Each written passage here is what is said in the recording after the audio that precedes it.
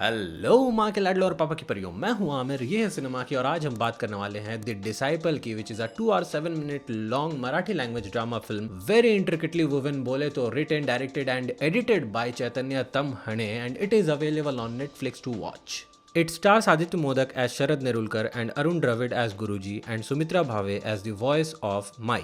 अब भैया इस फिल्म का इंतजार हम में से कई लोग बड़े ही बेसब्री से कर रहे थे क्योंकि ये फिल्म फेस्टिवल सर्किट्स में काफी बवाल मचा रहा है, और इसलिए भी क्योंकि इस फिल्म को डायरेक्ट किया है चैतन्य भैया ने. अब भैया सीन ऐसा है कि भले ही किसी ने कोर्ट फिल्म देखी हो या ना देखी हो, लेकिन चैतन्य भैया का नाम तो फट गया है. एंड दूसरा रीजन कि अल्फोंसो क्यूरॉन जो कि इनके मेंटोर भी हैं, वो इस फिल्म के एग्जीक्यूटिव प्रोड्यूसर भी हैं, और इनके चलते भी चैतन्य भैया का नाम इंटरनेशनली काफी फट गया है. तो भैया इतना फटने की बात कर रहे हैं तो ऑब्वियसली कुछ तो दम होगा भाई, तभी तो. और डिसाइपल मूवी देख के ये चीज फुल टू प्रूफ हो जाता है भैया.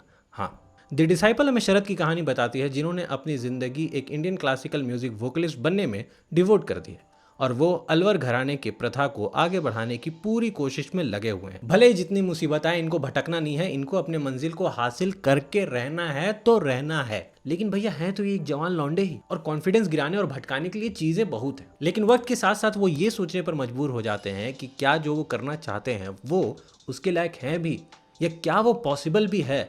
इस सेल्फ डाउट में वो बहुत ही भयंकर तरीके से घुस जाते हैं. अब भैया यही सेल्फ डाउट कह ले या सेल्फ डिस्कवरी कह ले या खुद को खोने की कहानी जो है, दिस इज द डिसाइपल. तो कहानी हमें 3 टाइमलाइंस में दिखाई देती है. नहीं घबराइए मत, क्रिस्टोफर नॉलन जैसा यहाँ पे कुछ भी चैतन्य भैया ने अटेम्प्ट नहीं किया है. वो फर्स्ट हाफ जो है ना, वो 2006 में घट रहा है, जहाँ पे शरद भैया एक जवान मुंडे हैं, और सेकेंड हाफ जो है वो 2018 में घट रहा है, जहाँ पे ये एक मिड लाइफ क्राइसिस से गुजरते हुए अधेड़ उम्र के लौंडे हैं.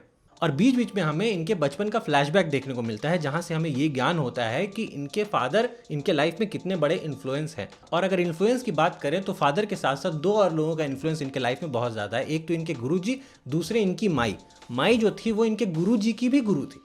और क्या फर्स्ट हाफ और क्या सेकेंड हाफ, एक चीज जो हमें पूरे फिल्म में कंसिस्टेंट दिखाई दे रही है वो है struggle of Sharad to sustain his life and achieve the perfection in his art while life goes on. He lives with his अज्जी बोले तो grandma and does not talk to his mother quite often, क्योंकि इन्हें कहीं ना कहीं ऐसा लगता है कि वो इनके लिए डिस्ट्रैक्शन है और अपनी गुरु जी की सेवा दिलो जान से करते हैं. एंड इंस्पिरेशन या अपने अंदर के आर्टिस्ट वाले आग को जलाए रखने के लिए ये हमेशा बाइक चलाते हुए पॉडकास्ट की तरह माई की रिकॉर्डिंग सुनते हैं, जो कि ये बताती है कि how difficult it is to master a raga and that it is a path of divine hardship. और ये कि अगर आपको पैसा कमाना है और फैमिली के साथ फलना फूलना है तो लव सॉन्ग्स गाओ जाके बॉलीवुड में, या मतलब फिल्मी गाने गाओ, उस तरह से आप पैसे कमा लेते हो. अगर ये जिंदगी आप क्लासिकल और अगर ये जिंदगी आप क्लासिकल म्यूजिशियन बनने की चुनते हो तो भूखा और अकेला रहने की तय कर लो. हमारे प्रोटैगनिस्ट के साथ साथ हम भी क्लासिकल म्यूजिक के कई सारे चेहरों से इंट्रोड्यूस कराए जाते हैं. फॉर एग्जाम्पल एक सीन है, फ्लैशबैक का सीन है, जहाँ पे शरद अपने फादर के साथ बैठे हुए हैं और वो उन्हें बताते हैं कि बंदिश क्या है, कैसे है, और वो किस लिए यूज होता है, क्या किया जाता है बंदिश बनाकर.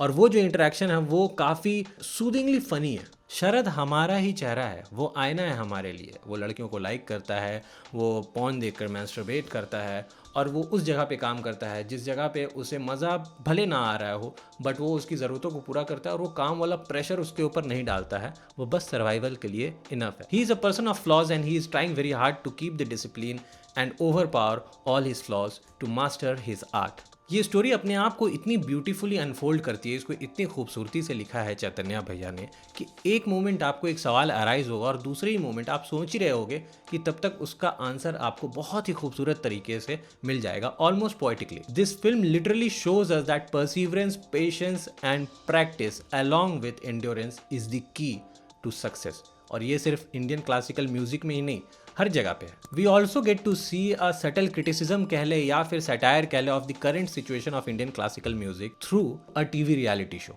And this is what makes the disciple stand out. Through time we see materialistic changes more and slowly notice कि शरद की जो विजन थी लाइफ को लेकर, वो खुद उसी चीज को कॉन्ट्राडिक्ट कर रहा है. What I think the disciple is not just a story about a Guru and अ शिष्य. It's a story about life itself. It's a story about the practicality of the life. It's a story about a self-doubt of an individual. And it is surely not everyone's cup of tea. और मुझे ऐसा लगता है कि कहीं ना कहीं चैतन्य भैया को भी ये पता था कि वो बना तो सबके लिए रहे हैं, लेकिन ये फिल्म सबसे पचने वाली है नहीं, सबके लिए होगी नहीं.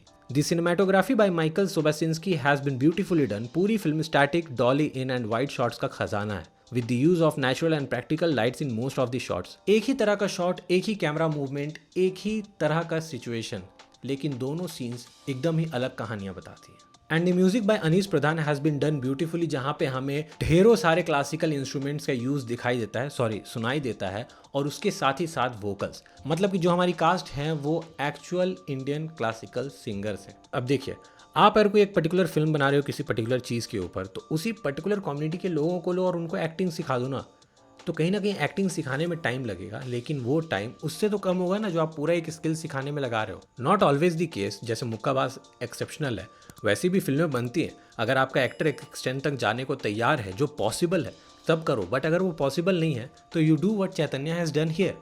तो सर को मेरा प्रणाम, बहुत ही तगड़ा किया है काम।